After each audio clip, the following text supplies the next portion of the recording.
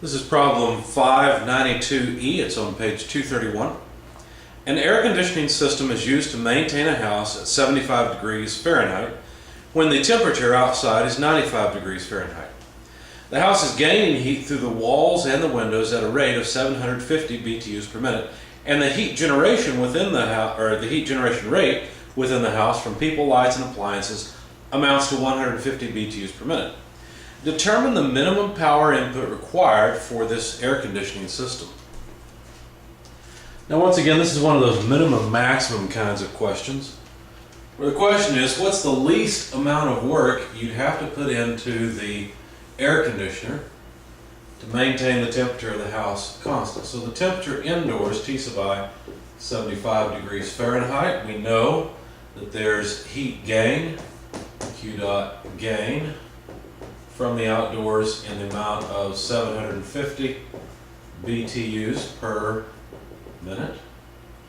The people and appliances and so forth give off another generated heat rate of 150 BTUs per minute. And basically all this tells us is that the heat transfer rate out of the house in order to maintain the temperature constant would just be the 150 plus 750. So that's 900 BTUs per minute. That's the rate we'll have to pull energy out of the home if we want the temperature to remain at 75 degrees. So we use an air conditioner to do that. The air conditioner is going to require power, and it's going to pump thermal energy out to the air outdoors, to the atmosphere. Now, the temperature of the air outdoors is 95 degrees Fahrenheit. Now, if we want to find the minimum amount of work, or the minimum work rate, well then, we need the best air conditioner we could ever hope to get. Air conditioner, refrigerator, whatever you want to call it. Air conditioning, refrigeration, as far as we're concerned in this class, are the same thing. So the minimum power input would be observed when the air conditioner is reversible, because that's the best the air conditioner could ever be, is reversible. So the coefficient of performance of the refrigerator really embodies this. Basically, for a reversible refrigerator, the coefficient of performance is 1 over TH over TL, less 1 in the denominator. Now, we know the high temperature, it's 95 degrees. We know the low temperature, it's 75 degrees. But we cannot plug those in directly.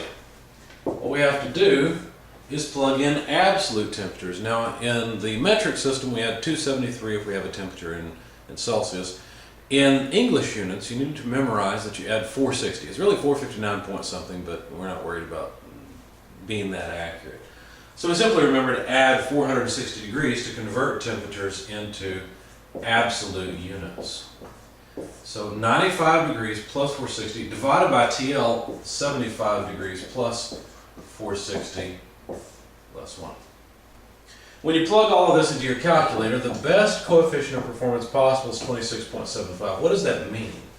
Well, that means if you put 1 unit of energy into this reversible air conditioner, it will move 26.75 units of energy out of the cold space.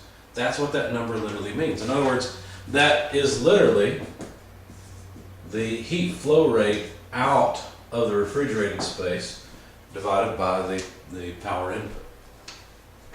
Now, of course, this is going to be the minimum power input because I've set this equal to the reversible efficiency or the reversible performance.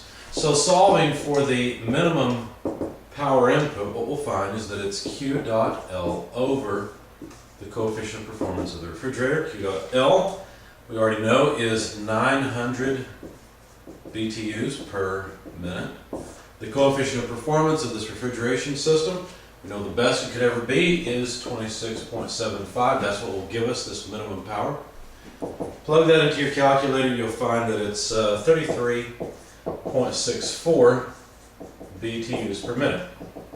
Now stop and think for a minute. Would a real refrigerator, or excuse me, would a real air conditioner use more or less electricity than that? In other words, would it require power at a higher rate or a lower rate?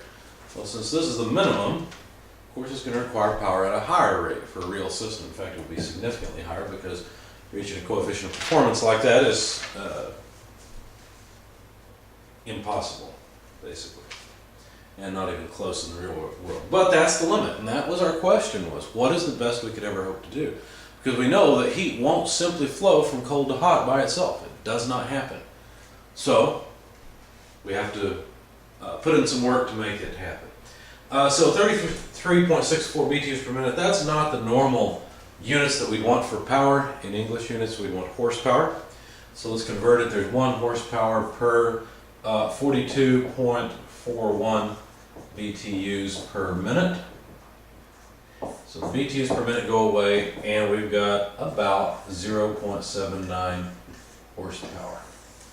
So the best we could ever hope to do is have a refrigeration unit that requires only 0.79 horsepower. Now in the real world, a real air conditioner is going to need quite a bit more power than that in order to work between these two temperature limits at that rate.